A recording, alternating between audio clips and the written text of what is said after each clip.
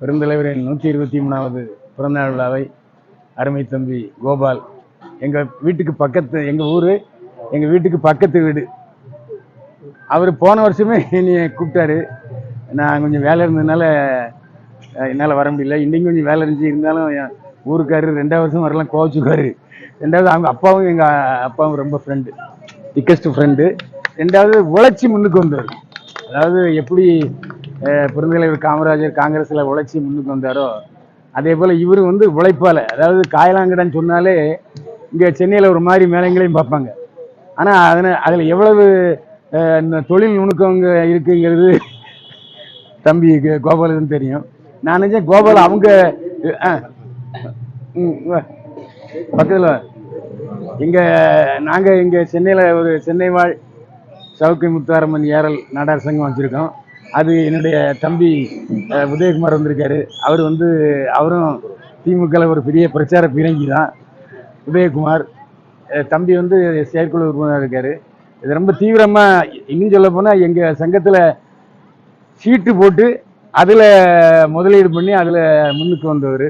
2வது இங்கே எல்லாரையும் வணிகர் சங்கம் அனைத்து கட்சிகளையும் கூட்டி இருக்கிறது எனக்கு ரொம்ப சந்தோஷமாக இருக்குது.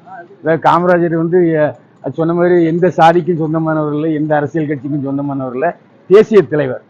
அதனால தான் பார்த்தீங்கன்னா இங்கே டெல்லிக்கு போனோம்னா ஒன்று எம்ஜிஆர் பேர சொல்லணும், இல்லை காமராஜர் பேர சொல்லணும். அரசியல்வாதிகள் எல்லாருமே நாங்கள் எம்ஜிஆர் ஆட்சி கொடுப்போம், கலைஞர் ஆட்சி கொடுப்போம் அப்படின்னு சொல்ல மாட்டேங்கிறாங்க. பெருந்தலைவர் காமராஜருடைய ஆட்சியை தான் கொடுப்போம் அப்படின்னு சொல்றாங்க.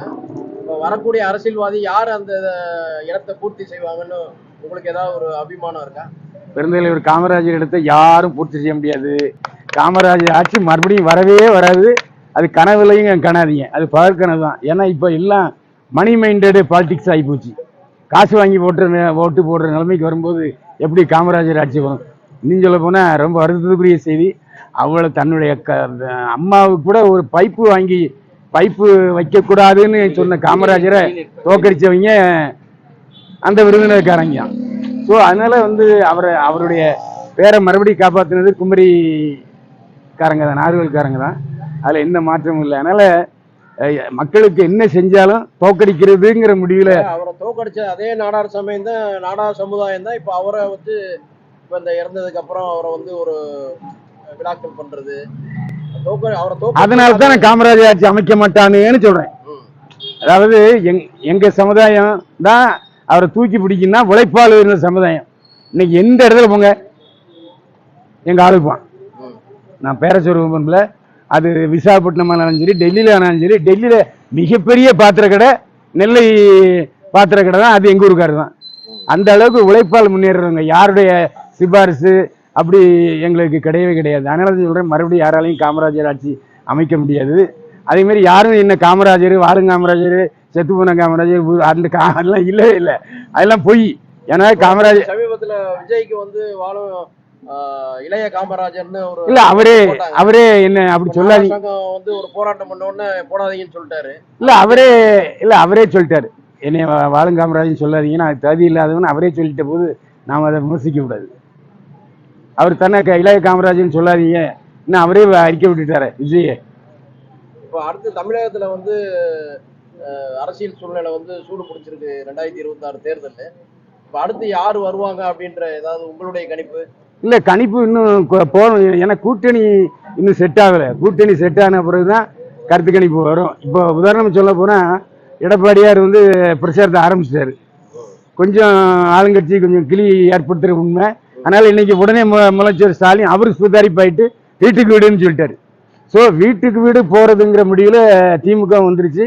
அதே மாதிரி அவங்க திமுக அவங்க முதலமைச்சர் அவர்கள் பிரச்சாரம் பண்ணிட்டு இருக்காரு. காங்கிரஸ் கம்யூனிஸ்ட் எல்லாம் விஜய் பக்கம் போறதா ஒரு தகவல் வந்திருக்கு. அது எப்படி நீங்க பாக்குறீங்க? காங்கிரஸ் கம்யூனிஸ்ட் அதாவது ஒரே ஒரு விஷயம் பண்ணீங்க, வேண்டாம் அரசியல் வேண்டாம் எதுக்கு, ஏன்னா ஆமா அது தேவையில்லாத வேலை. நான் முதல்ல சொல்லிட்டேன், காமராஜர் ஆட்சி. ஆமா ஆமா, ஏன்னா அது சண்டை வந்திருப்பாங்க. ஏன்னா நாளைக்கு அவரு தொழில் பண்ணணும். முக்கியமான விஷயம் கோபால் இல்ல காமராஜ் காமராஜரை பத்தி சொல்லிட்டு தான் இருக்காங்க. யாருமே சொல்லாத ஒரு 2-3 சிறப்பு நீங்க சொல்லுங்க.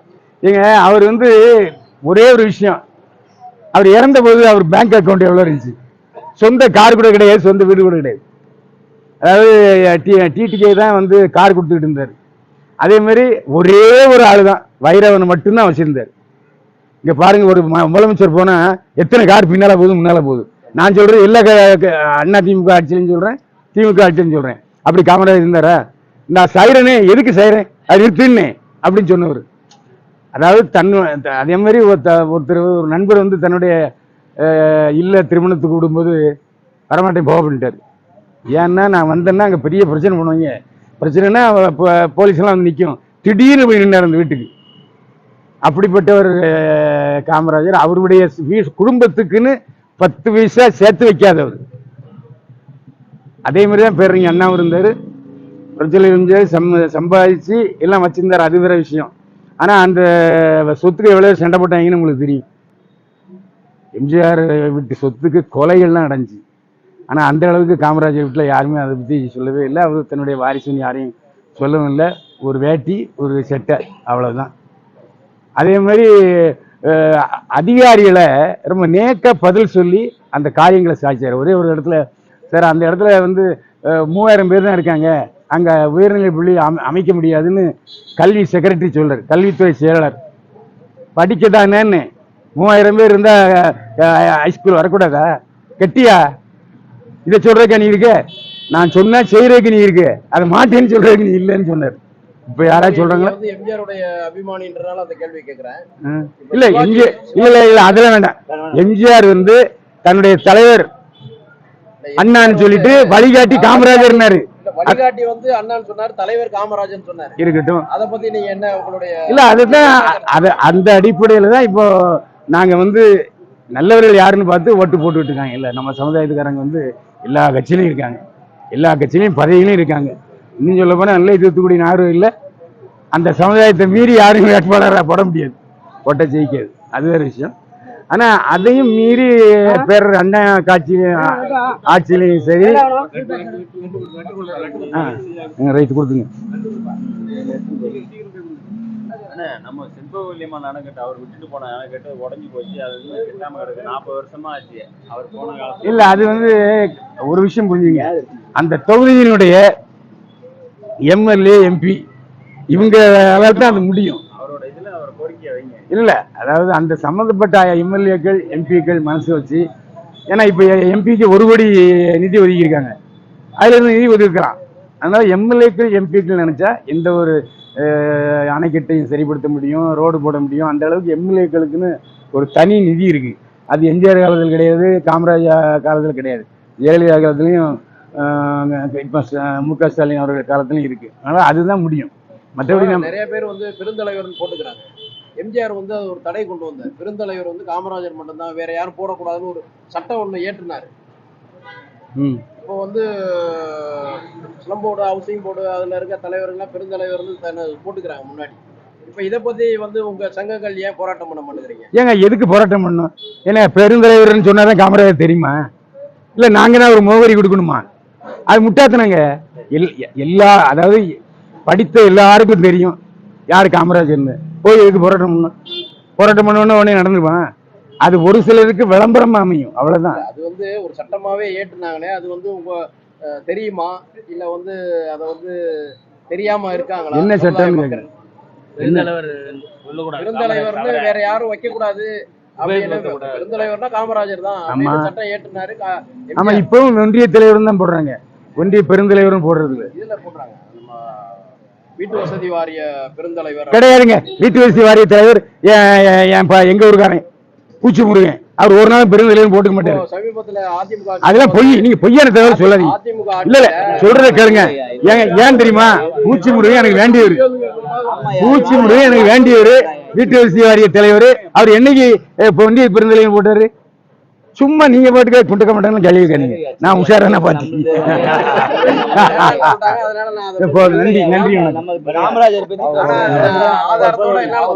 இல்லைங்க இல்ல அரசு விளம்பரங்கள்ல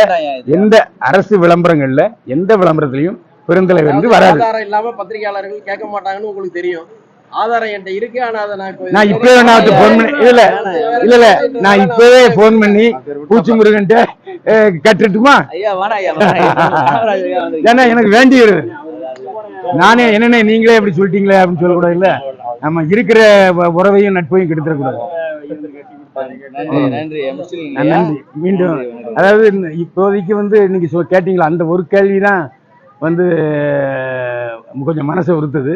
இது அரசு விழாக்களா பள்ளிக்கூடத்தில் நடத்தணும், அது அப்ப பேசிக்கலாம். அதுதான். அது அந்த டைம் பேசலாம். ஆமா, அதுதான் வந்து விடுமுறை காமராஜர் ஐயா வந்தது. விடுமுறை அதான் விடுமுறை விட்டு எல்லாருக்கும் அரசு பள்ளிக்கூடத்துல ஒரு நாள் கல்வி ஒரு நாள் திறந்த meeting காமராஜர் பேசலாம். விழா அப்படின்னு நடத்தணும். அதுதான். ஐயா. மீண்டும் சந்திப்போம். வாழ்க வளமுடன்.